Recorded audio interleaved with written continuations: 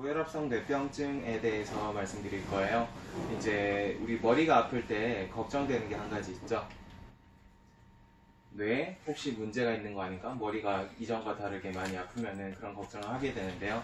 단순한 두통이면은 사실 뇌 쪽 문제인 경우는 거의 없어요. 두통의 90% 정도는 뇌 쪽의 문제가 아니에요. 근데 다른 증상이 동반될 때 뭔가 뇌의 신경학적 소견들이 특징적인 것들이 몇 가지 있거든요. 그런 게 의심이 되면 한번은 뇌 쪽 문제가 아닌지 의심을 해봐야 됩니다. 일단 고혈압성 뇌병증이니까 혈압에 대해서 알아야 될 텐데요. 혈압이 굉장히 복잡한 구조로 조절이 되고 있어요. 이제 신장에서 우리 몸의 삼투압 같은 걸 조절하게 되고요. 그리고 혈관에서 혈관의 경화도라든지 뭐 염증이라든지 혈액이 응집되는 정도라든지 뭐 혈관의 굵기라든지 여러 요소에 의해서 이제 혈압이 조절이 되고, 또 뇌하수체에서 분비되는 바소프레신이라는 호르몬에 의해서도 조절이 되고요. 심장의 기능이나 뭐 심장이 커졌다든지 심비대라든지 혹은 뭐 여러 가지 요인에 의해서 또 혈압이 조절이 되고요. 또 뇌에서 이제 자율신경 조절에 따라서도 혈압이 조절돼요. 이런 게 복합적으로 작용해서 혈압이란 걸 만들기 때문에 굉장히 이런 걸 혈압을 조절하는 게 내 몸의 전신 상태랑 연관이 좀 많이 돼 있다, 이렇게 볼 수 있죠. 그리고 특히 뇌에서 혈류랑 혈압이 되게 중요한데, 뇌에서 어느 정도 일정한 혈류량을 유지하고 있어요. 만약에 몸에서 혈압이 올라간다 하면은 뇌에서 혈관들은 수축이 돼가지고요, 뇌의 혈류를 일정하게 유지하도록 해주고, 혈압이 좀 떨어진다면 반대로 이렇게 커지겠죠. 이렇게 일정하게 유지되는 게 정상인데, 어떤 분들은 이게 안 되면서 쭉 허혈성 상태로 가기도 하고요. 그리고 어떤 분들은 급격히 늘어나면서 뇌 혈류량이 폭발적으로 늘어나기도 해요. 이 고혈압성 뇌병증 같은 경우에는 원인이 명확하게 밝혀진 건 없는데, 최근 가설로는 이 경우가 제일 흔하다고 봅니다. 원래는 혈압이 늘어날수록 혈관이 수축하면서 혈류량이 일정하게 유지되는데 이유 없이 얘들이 커지는 거예요, 확장이. 그러면은 뇌 쪽으로 급격하게 혈액이 확 몰려버리겠죠. 그러면서 뇌 부종이나 뇌 손상이 생겼을 때, 이럴 때 고혈압성 뇌병증이 생긴다고 보고 있고요.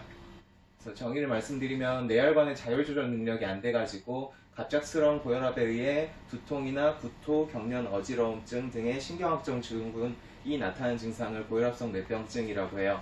여기서 중요한 거는 구토, 경련, 어지러움 등의 신경학적 증후군이에요. 뭔가 신경학적 소견이 나타나게 되는데요. 대표적인 것들이 이래요. 이제 두통이 극심하게 오시는 경우가 많이 있고요.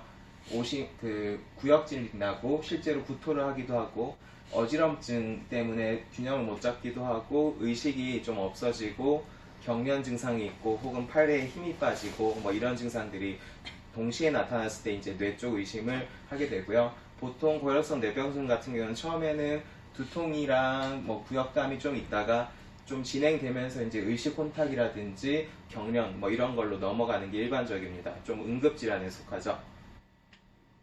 그래서 모두한테 생기는 건 아니고 고위험군들이 몇 개 정해져 있어요. 이제 악성 고혈압 환자, 혈압이 조절이 잘 안 되는 고혈압 환자들이에요. 그리고 두 번째로 사구체 신염, 신장 쪽에 문제가 생긴 분들, 또 임신 중독 때문에 생기는 경우도 많이 보고가 되고 있고요. 갈색세포종이라고, 요건 부신에 종양이 생기는 건데 그것 때문에 생기는 경우도 있다고 해요. 어쨌든 평소에 혈압이 좀 높은 환자들이 많이 생기겠죠. 그래서 만약에 아까처럼 두통만 있는 게 아니라 두통이나 뭐 어지럼증 또는 경련 뭐 이런 것들이 동반이 됐으면 얼른 이제 큰 병원으로 가시는 게 좋고요. 큰 병원을 가면 이제 MRI를 찍어볼 거예요. MRI를 찍어보면 이제 알 수 있는데, MRI 찍어보면 여기 보면 군데군데 이렇게 하얗게 보이는 것들이 있잖아요. 이상하게 얼룩이 많이 져 있잖아요. 보통 정상 MRI에서는 이렇게 얼룩이 져 있지 않아요. 비슷하게 그냥 회색빛으로 이렇게 쭉 나오는 게 정상인데, 이게 뇌경색에서도 약간 이렇게 나오는데요. 이렇게 하얗게 여러 군데 좀 나타나는 게 특징이고요. 요게 보통 한 1주에서 2주 정도 지나면 회복이 되는 게 특징이에요. 고혈압성 뇌병증 환자 같은 경우에는 1주에서 2주 정도면 회복이 되면서 후유증도 크게 남진 않는데요. 이렇게 요건 1주 후 사진인데 보면 여기는 좀 얼룩덜룩한데 이쪽은 얼룩덜룩한 게 많이 없잖아요. 그러니까 이러면 회복되고 있구나, 이렇게 판단을 하게 됩니다. 그래서 1주에서 2주 정도면 회복이 됐어요. 그렇다고 끝일까요? 끝은 아니에요. 왜냐면은 평소에 혈압이 높은 환자들이 이런 게 많이 생긴다고 말씀드렸잖아요. 혈압이 조절이 안 되면은 다시 또 생길 확률도 많이 있겠죠. 그러니까 혈압을 조절을 해줘야 될 텐데 혈압이 올라가는 원인들이 여러 가지가 있어요. 유전적인 것도 보고가 되고 있고요. 성별에 따라서도 좀 보고가 되고 있고, 비만이신 분들이 높은 영향이 있고요. 운동 부족이나 연령, 고연령에서 좀 높은 경향이 있고요. 그리고 스트레스나 좀 짠 음식을 많이 드시는 분, 그런 분들한테도 많이 있고요. 술, 담배, 카페인을 즐겨 하시는 분들한테도 혈압이 높은 경향이 있습니다. 그러니까 혈압이 높으면 이런 것들을 제어를 좀 해줘야겠죠. 그래서 일단 피해야 될 게 술, 담배, 커피류, 그리고 소금, 이런 것들이 혈압을 계속 올리게 되니까 이런 것들을 피하셔야 되고요.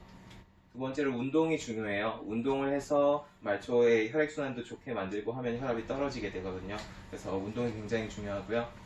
그리고 만약에 내가 좀 비만이다 이러면 다이어트를 해줘야겠죠. 일단은 이런 것들을 예방적인 처치를 하기 위해서 저희 한의원에서는 요 코침이란 걸 많이 쓰는데요. 코에서 피를 내는 방법이에요. 머리에 있는 혈관들이 코랑 이렇게 연결이 되어 있기 때문에 코에서 피를 내면은 머리에 혈액순환이 한번 확 되면서 이런 뇌 혈류량이 좋지 않은 그런 문제들을 해결할 수 있고, 실제로 이제 혈압도 좀 같이 떨어지는 경우가 많이 있죠. 그리고 어혈침이에요. 어혈침이란 건 사지말단에서 피를 내는 방법인데, 우리 말초에서 혈액순환이 좋아질수록 혈압이 떨어져요. 말초에서 혈액순환이 좋지 않으면 반대로 혈압이 같이 올라가게 되는데요. 이렇게 반복하다 보면은 점점 피가 많이 나면서 말초 혈액순환이 좋아지면은 혈압이 떨어지는 결과를 얻을 수가 있습니다. 네, 이렇게 처음에는 잘 까맣게 나오고 잘 안 나오지만은 점점 좀 맑게 나오고 많이 나오고 이런 식으로 변하게 되고요. 실제로 연구 결과도 있는데, 이제 그런 어혈침을 썼을 때 한 6주 정도, 6번 정도 이제 시행했을 때 점점 이렇게 혈압이 떨어지는 그런 보고도 있고요. 이런 식으로 이제 떨어지죠. 네. 그리고 이제 신적환이란 것도 있어요. 이 동맥 경화가 심한 분들이, 콜레스테롤 많이 쌓인 분들이 이런 혈압 문제가 같이 많이 생기게 되는데요. 이 신적환이란 걸 쓰면은 그런 콜레스테롤을 효과적으로 좀 조절을 해줄 수가 있습니다. 콜레스테롤이 높을 때 쓰는 스타틴 계열의 약들이 굉장히 부작용이 좀 심한 편인데, 요거는 그런 부작용이 없다는 장점이 있죠. 네, 여기까지 고혈압성 뇌병증에 대해서 간단히 말씀드렸고요.